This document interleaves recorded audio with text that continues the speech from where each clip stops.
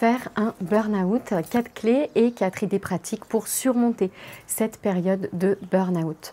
Bonjour à toutes et à tous, je suis Mylène Muller, je suis coach formatrice et j'accompagne beaucoup de personnes sur cette thématique du burn-out et celle qui souvent suit cette question, celle de la reconversion professionnelle. Avant d'entrer dans le vif du sujet de comment gérer, comment surmonter ce burn-out, eh bien, je vous propose de vous abonner à cette chaîne YouTube si ce n'est pas encore fait et d'activer les notifications en cliquant sur la cloche pour être informé en avant-première de la sortie de mes vidéos. C'est très important pour la visibilité de cette chaîne. Alors si vous êtes actuellement dans cette période de burn-out, soit vous venez d'identifier, de repérer que vous étiez en burn-out, si ce n'est pas encore le cas, je vous invite à regarder ma vidéo avec les symptômes de burn-out pour vous assurer que vous rentrez dans ce cadre-là. Vous vous posez probablement cette question, c'est « et maintenant je fais quoi ?» Parce qu'il y a le moment du diagnostic qui est important, à savoir identifier que c'est un burn-out, donc s'assurer que les signes correspondent bien à ce problème-là. Mais maintenant, quelles sont les solutions qui s'offrent à vous? Depuis que j'écris des textes, je publie des choses autour du burn-out, je m'aperçois que chacune y va un petit peu de son expérience, tâtonne un petit peu, et c'est plein de choses. Il y en a qui ont des approches plus médicales, d'autres personnes qui vont voir plutôt des psychologues, voire des psychothérapeutes, d'autres personnes qui essaient du coaching, d'autres personnes qui lisent des livres, etc., et qui essaient la sophrologie. J'ai vu beaucoup d'approches et d'idées différentes. Mais il y a vraiment quelque chose qui ressort par ici, c'est le sentiment de piocher un petit peu à droite à gauche. Et j'ai vraiment cette image de personnes qui tirent un peu sur tout un tas de fils en espérant que la peluche vienne ou en espérant de démêler en fait cette pelote qu'on semble être quand on est en burn-out, ça va, cette espèce de grande confusion, ce sentiment de ne pas réellement se connaître. Et donc j'ai vraiment l'impression que chaque personne, alors c'est aussi ce qui est ressorti de la grande enquête sur le burn-out que j'ai réalisée il y a 2 ans, une grande enquête, plusieurs centaines de personnes ont répondu à cette enquête. Vous pouvez d'ailleurs la trouver sur mon site Les Défis des Zen. Et vraiment, ce qui ressortait, c'était ce sentiment de dispersion, de confusion. Et maintenant, je fais quoi? Par où est-ce que je commence? Dans cette vidéo, j'aimerais vous partager 4 grands axes d'exploration pour, j'ai envie de dire, reprendre un chemin, mais un chemin solide de reconnexion à soi, reprendre contact avec soi pour repartir sur de bonnes bases. Parce que je vois aussi souvent le cas de personnes qui font 2-3 petites choses rapides et retournent en fait précipitamment dans leur travail, dans leur vie d'avant, avec en réalité les mêmes travers parce que les choses ne sont pas explorées en profondeur et du coup n'ont pas été démêlées, la pelote reste là. Et pour moi, c'est vraiment important de contribuer à ce cheminement et de proposer un cheminement structuré pour justement ne pas retomber dans ces travers et refaire connaissance en profondeur avec soi-même. Donc premier axe, premier grand pilier de cheminement à mon sens pour sortir de ce burn-out, c'est vraiment apprendre à s'écouter. C'est la première grande chose à faire, c'est reprendre contact avec soi en apprenant à s'écouter. Avant le burn-out, il y a eu des signes. Si on est allé jusqu'au burn-out, c'est qu'on n'a pas entendu ces signes ou on ne les a pas écoutés. Donc ici, il va y avoir un apprentissage à faire pour, pas à pas, réapprendre à écouter.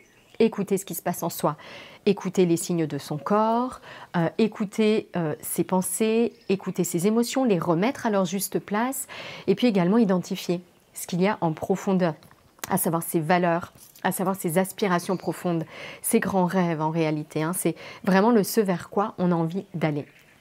Donc ça pour moi c'est la première grande chose et pour vous donner une idée pratique par rapport à ça, ça va vraiment être toutes les pratiques de méditation en essayant ce pratique pas à pas. J'ai tourné une vidéo il y a quelques temps, apprendre à s'écouter pas à pas. Je vous invite à la regarder si cette idée de vous écouter vous pose question, si vous n'êtes vraiment pas habitué à ça.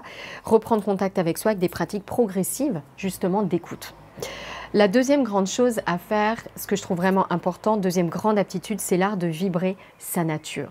Vibrer sa nature, c'est reprendre contact avec soi, avec ses émotions les plus agréables. Alors au-delà de nos émotions agréables, c'est vraiment d'aller recontacter notre nature. En allant identifier ses valeurs. Qu'est-ce qui est important pour moi? Qu'est-ce qui compte pour moi? Quand j'ai tous les choix, qu'est-ce que j'aime ressentir? Qu'est-ce que j'aime vibrer? Alors il y a toujours des choses qui reviennent.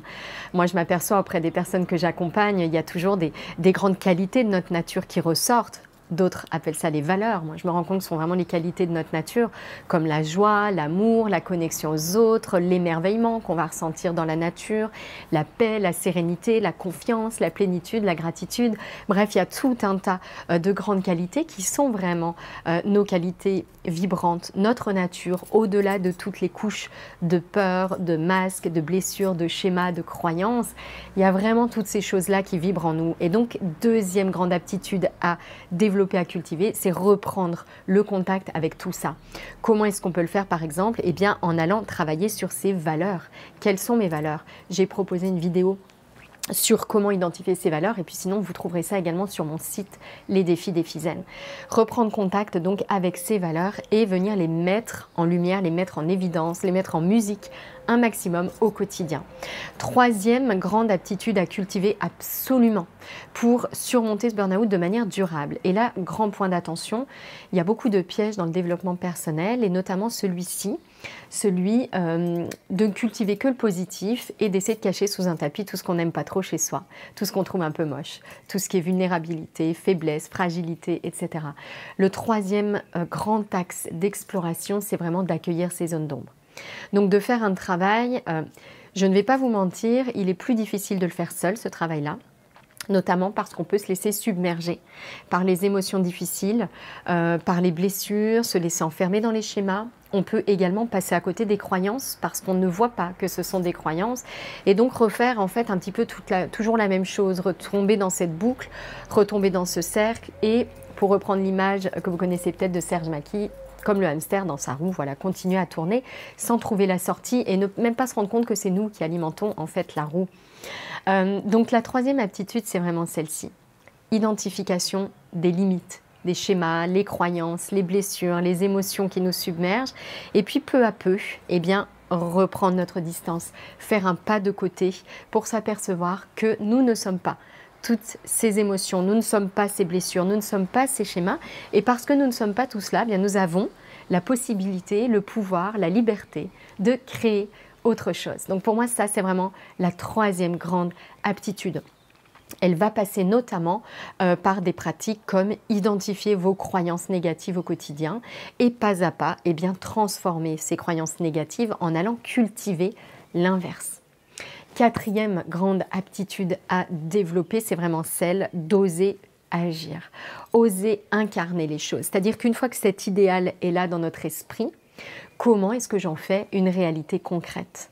Dans mes pensées, dans mes paroles, dans mes actions. Comment est-ce que je sors de ma zone de confort? Comment est-ce que j'enfile mon costume d'exploratrice, d'aventurière et que je sors de ces schémas pour aller créer de nouvelles choses, pour aller au contact de nouvelles choses, pour réellement sortir des modes de fonctionnement?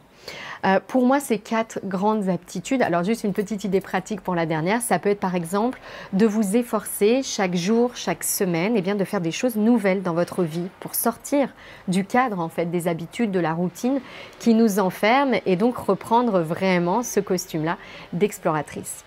Donc pour moi, ces 4 grandes aptitudes, elles sont essentielles et je vous invite à commencer à les mettre en pratique, à essayer des petites choses. Je vous propose aussi une conférence qui est offerte, qui s'appelle 8 étapes clés pour créer la vie qui vous ressemble, qui a vraiment vocation à aider les personnes qui sortent de périodes de crise ou qui sont dans des périodes de crise à reprendre contact en profondeur avec elles-mêmes. Alors en majorité, j'accompagne des personnes qui sont en burn-out ou qui sont dans une période de reconversion. La période de reconversion succédant fréquemment à une période de burn-out. Si vous vous reconnaissez dans ces mots, si ces 4 grands piliers vous parlent, si vous sentez qu'au-delà des rustines, d'essayer plein de choses, vous avez besoin d'un chemin structuré pour faire de la place, pour démêler les fils, démêler cette pelote et voir les choses avec clarté, mais je vous invite à vous inscrire à cette conférence qui est offerte. Je vous présenterai 8 étapes clés. Je vous partagerai aussi le chemin que je suis avec les personnes que j'accompagne dans mon programme signature qui s'appelle Expérience. Je vous souhaite une bonne découverte de ces ressources. À très bientôt.